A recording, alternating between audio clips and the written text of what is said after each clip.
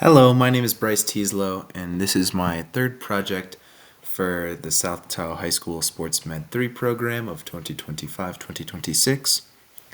And this project will be focused on strength and conditioning with a particular emphasis on cardiovascular endurance.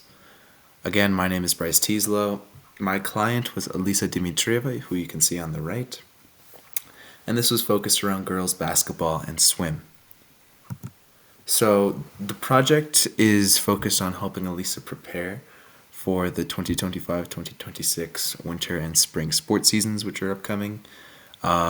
She doesn't necessarily feel prepared for basketball and swim, and we will be working on her cardiovascular endurance through a workout plan. Tracked progress for this project will include her mile time, a confidence index on her mile from 1 to 10, and then a confidence index in how she feels on her preparation. And so why is cardiovascular endurance so important for sports? First off, it is the foundation for sustained athletic performance.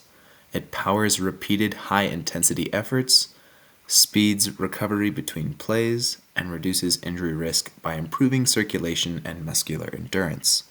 For team and individual sports alike, better endurance means sharper decision-making late in competition and a measurable performance edge. For my training plan, it includes 2 sets. The first set is a high-intensity interval training, which includes 10 burpees, as seen on the right.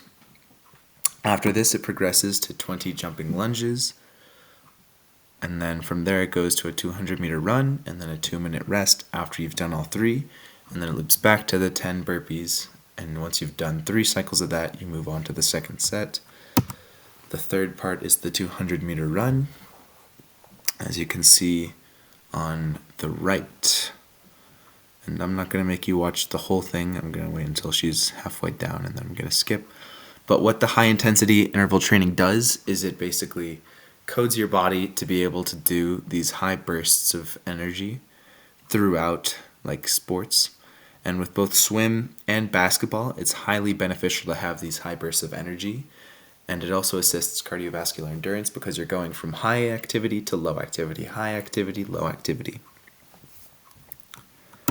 Alright, and then the second set, unfortunately, while I was making this project, I lost the videos for the second set and the pre and post tests. I broke my phone and I lost all the videos, and so what you see on the right is just some example images.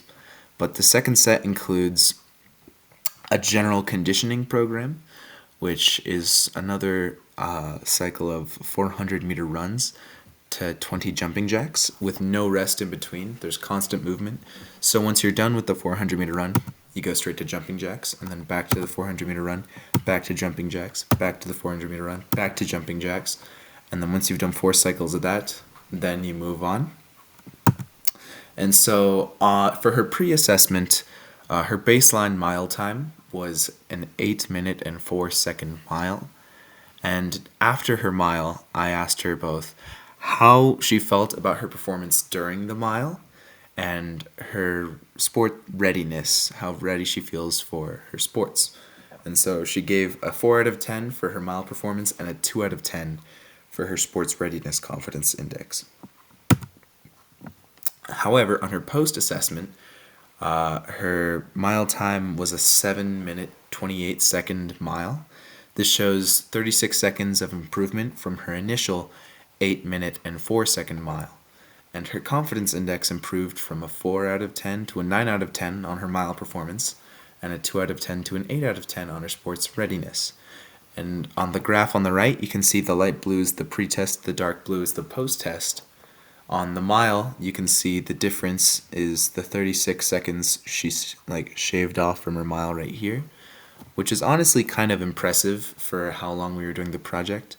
And something interesting is that before running her first mile during the exercises, she ended up actually barfing because she ate a meal beforehand. So you may not necessarily want to eat a meal before doing this project.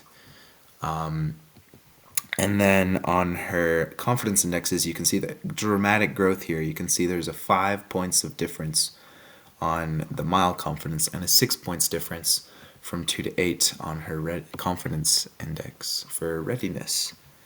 And so with this, you can see that the project greatly assisted in helping Elisa be feeling prepared and physically fit for her sports seasons coming up.